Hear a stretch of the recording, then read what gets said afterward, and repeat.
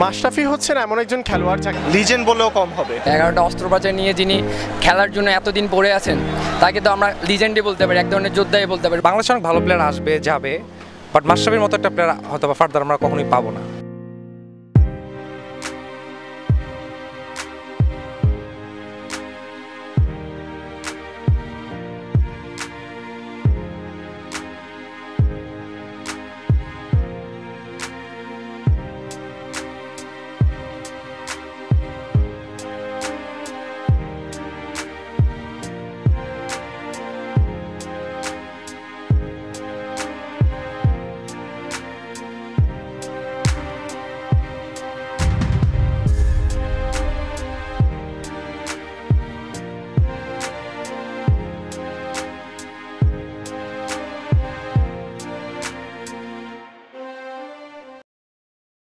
মাশরাফির অবসর, সাধারণ ছাত্রছাত্রীরা এটা কীভাবে মেনে নিচ্ছে এই বিষয়ে আজকে আমরা জানার জন্য ইস্ট ওয়েস্ট ইউনিভার্সিটিতে আসছি।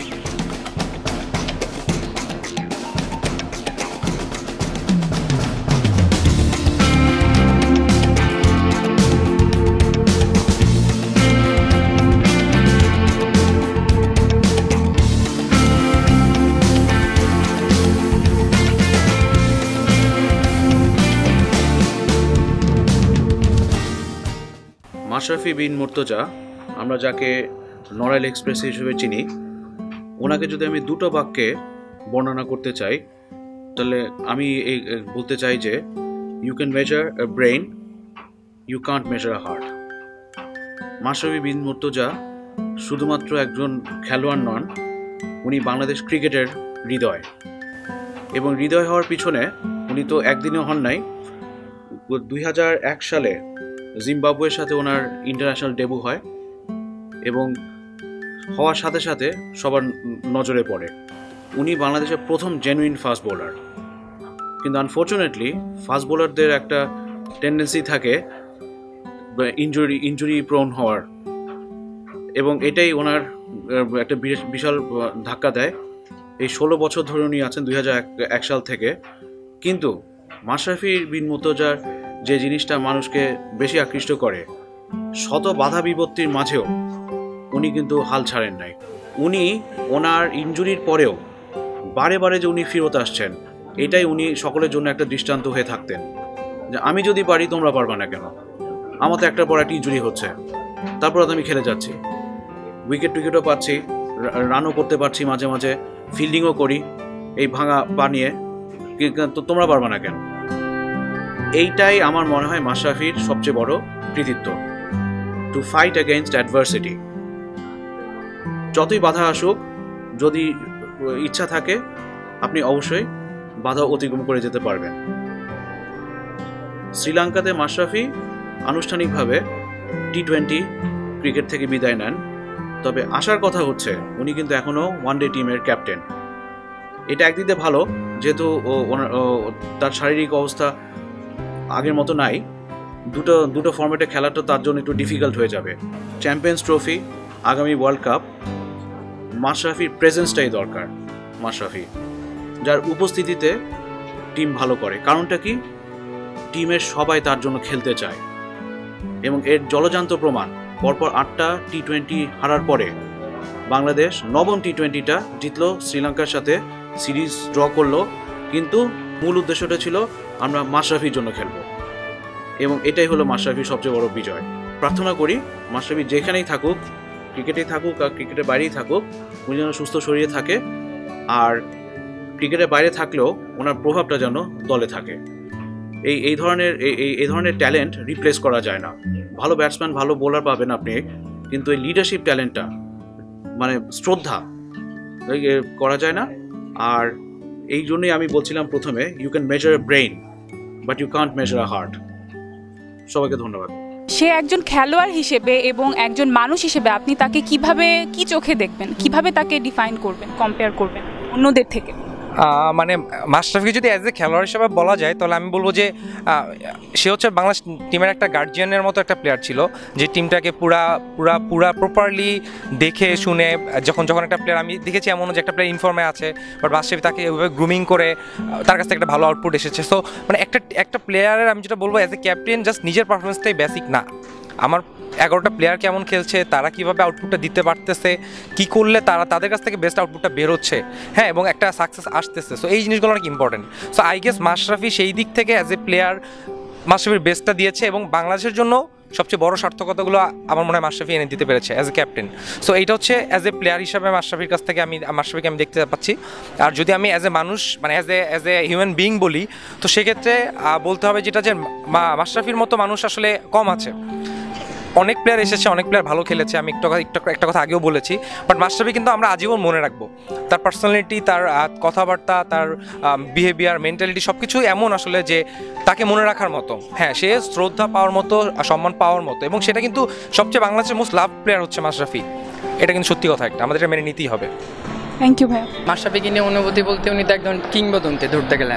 আমরা 71-এর যোদ্ধা দেখি নাই, কিন্তু মাশরাফিকে দেখেছি বাংলাদেশের জন্য কীভাবে লড়তে হয়। 11টা অস্ত্রোপচার নিয়ে যিনি খেলার জন্য এতদিন পড়ে আছেন, তাকে তো আমরা লিজেন্ডই বলতে পারি, এক ধরনের যোদ্ধাই বলতে পারি। ওনার জন্য অনুভূতি জাস্ট সেলিউট ওনাকে। উনি এত বছর বাংলাদেশ ক্রিকেটের সাথে আছে, বাংলাদেশ ক্রিকেটকে এত কিছু দিয়েছে। তো আমি মনে করি ওনাকে বাদ দেওয়া হয়েছে, কোনোভাবে চক্রান্ত করে দল থেকে বাদ দেওয়া হয়েছে। তবে চাইতাম আর কি মাশরাফি আরও কিছুদিন আমাদের মানে টিমটাকে আরও এগিয়ে নিয়ে যাক, যেহেতু মানে আপনার বিগত 2 বছর ধরে মাশরাফি যখন টিমে আসছে তখন মানে ক্যাপ্টেন হিসেবে মানে টিমটাকে চেঞ্জ করে দিয়েছে আর কি। মানে আমরাও চাইতাম যে T20 টিমটা মানে আরও কয়েক বছর বা কয়েকটা দিন পর্যন্ত যদি উনি এগিয়ে নিয়ে যেতেন তাহলে আমাদের জন্য, টিমের জন্য অনেক ভালো হতো আর কি। আচ্ছা, 16 কোটি মানুষের কি এইটা আশা ছিল না যে মাশরাফি দেশের মাটিতেই সে অবসর নেবে? আমরা এখনও চাই মাশরাফি যেন অবসরে না যায়, কিন্তু যেহেতু সে এই সিদ্ধান্ত নিয়েছে, তো তার সিদ্ধান্তের উপর আমরা অবশ্যই সম্মান জানাচ্ছি। তবে আমরা চাই মাশরাফি আরও অনেক বেশি ম্যাচ খেলুক। আমরা T20-তে আরও অ্যাটলিস্ট 2 থেকে 3 বছর মাশরাফিকে চেয়েছিলাম, কিন্তু যেহেতু সে সিদ্ধান্ত নিয়েছে, তো আমরা জাস্ট তার সিদ্ধান্তে সম্মানটাই দিতে পারি। মাশরাফি হচ্ছেন এমন একজন খেলোয়াড় যাকে দেখে আমরা সর্বপ্রথম খেলা দেখা শুরু করেছি, এবং তিনি হচ্ছেন ইন্সপিরেশনের আরেকটি নাম। এবং আমরা চাই তিনি যেন আরও কিছুদিন ধরে বাংলাদেশের হয়ে খেলে যাক এবং অন্যান্যদেরকে আরও বেশি উৎসাহিত করুক। তাকে দেখে যেন আরও নতুন ফাস্ট বোলারের জন্ম হয় এবং সবাই যেন আরও ক্রিকেট খেলা প্রতি উৎসাহিত হয়। সুতরাং মাশরাফি ইন্সপিরেশন হিসেবে আমাদের অনেক বড় একজন মডেল, যাকে দেখে আমরা অনেক কিছু শিখতে পারি। আমাদের দৈনন্দিন জীবন থেকে শুরু করে, খেলোয়াড়ি জীবন থেকে শুরু করে, আমাদের সব ধরনের প্রফেশনাল লাইফে আমরা তার থেকে উদাহরণ নিতে পারি। তাই অনন্য একজন রোল মডেল হিসেবে আমরা অবশ্যই মাশরাফিকে অনবদ্য হিসেবে রোল মডেল মানি। মাশরাফি এবং আমাদের বাংলাদেশ যে ক্রিকেট, দুইটা আমি মনে করি একে আরেকজনের পরিপূরক। T20 থেকে মাশরাফির অবসর যে নেওয়াটা, সেটা আসলে অপ্রত্যাশিত সম্পূর্ণরূপেই। কারণ হচ্ছে মাশরাফির মধ্যে যে স্পিরিটটা কাজ করে, সেটা একটা অন্য মাত্রার স্পিরিট আমার কাছে মনে হয়। স্পিরিচুয়াল ফ্যাক্টর সবার মধ্যে সাধারণত দেখা যায় না। এতগুলো অপারেশন হাঁটুতে নিয়েও তিনি যে দমে থাকেননি, উনি যে এখনও সেই লড়াকু মনোভাবে খেলে যাচ্ছেন, বাংলাদেশকে সবার কাছে নতুনভাবে পরিচিত করছেন ক্রিকেটের মাধ্যমে, তার লিডারশিপের মাধ্যমে, সেটা একটা মানে অন্যরকম একটা ভূমিকা আমাদের ক্রিকেট অঙ্গনে রেখেছে। তো সেই ক্ষেত্রে হঠাৎ করে মাশরাফির চলে যাওয়াটা আমি পার্সোনালি কখনোই মেনে নিতে পারিনি। তবে সবাইকে হয়তো চলে যেতে হয়, ক্রিকেট হয়তো বা ক্যাপ্টেন্সি সবার একটা সময় আসে যখন হয়তো বা অবসর নেওয়াটা নিজের কাছে মনে হয় যে না, হয়তো বা এখনই সময়। হয়তো বা মাশরাফির কাছে হয়তো বা সেই জিনিসটাই মনে হয়েছে, তাই হয়তো বা তিনি অবসরের ঘোষণা দিয়েছেন। তো তার সিদ্ধান্তকে সেই জায়গা থেকে আমি রেসপেক্ট জানাই।